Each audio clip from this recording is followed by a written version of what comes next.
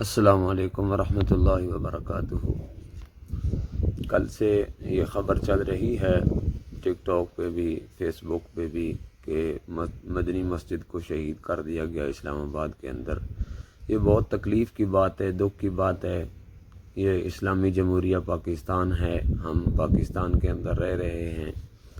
یہ اسلام کے نام پہ بننے والا ایک ملک ہے جس کے اندر مسجد کو انلیگل جو ہے قرار دیا جا رہا ہے۔ شراب خانے، زنا کے اڈے، ان سب چیزوں کو پروموٹ کیا جا رہا ہے، اور مساجد کو، مدارس کو، جو شعائر اللہ ہے، دین کو پھیلانے کا ذریعہ ہیں، ان کو شہید کیا جا رہا ہے، گرایا جا رہا ہے۔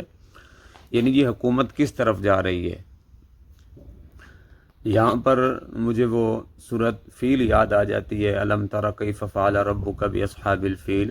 اللہ نے ایک عبرت بنایا، اللہ نے وہ ہاتھی کا لشکر لے کے آیا تھا ابرہہ، اللہ نے اس کو عبرت بنایا، جو دیکھنے والے تھے ان کے لیے اللہ نے عبرت بنایا۔ تو یہ جو موجودہ ہماری حکومت ہے، وہ بھی ہمارے اپنی تباہی کو خود دعوت دے رہی ہے، اپنی تباہی کو خود دعوت دے رہی ہے۔ اور انشاءاللہ ہمارا یہ عقیدہ ہے، عزم ہے، ارادہ ہے کہ انشاءاللہ یہ جتنا مرضی کوشش کر لیں، یہ مساجد کو نہیں گرا سکتے، نہیں شہید کر سکتے۔ جب تک مسلمان ہیں، جب تک کلمہ پڑھنے والے، اپنے نبی صلی اللہ علیہ وسلم کا کلمہ پڑھنے والے موجود ہیں، اس وقت تک یہ مساجد کو نہیں گرا سکتے۔ الحمدللہ ثم الحمدللہ مسجد کی دوبارہ انہوں نے بنیاد رکھ دی۔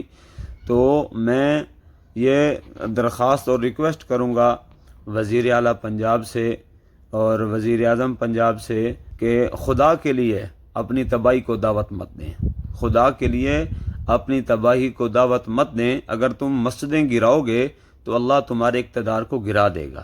اگر تم مسجدیں گراؤ گے، اللہ کے گھروں کو نقصان پہنچاؤ گے، اور شراب کے اڈوں کو، جوئے کے اڈوں کو، سیلموں کو، ہر طرح کی کیا کہتے ہیں فحاشی پھیلانے والی جگہ کو تم پروموٹ کرو گے، ان کو اگر تم لیگل قرار دو گے، ان کے لیے سالانہ بجٹ بھی دو گے، اور مساجد کو تم انلیگل قرار دے دو گے، مساجد کو تم غیر قانونی قرار دے کر شہید کر دو گے، تو اللہ بالکل تمہاری اقتدار کو گرا دے گا، اور تم دنیا کے لیے عبرت بن کے رہ جاؤ گے۔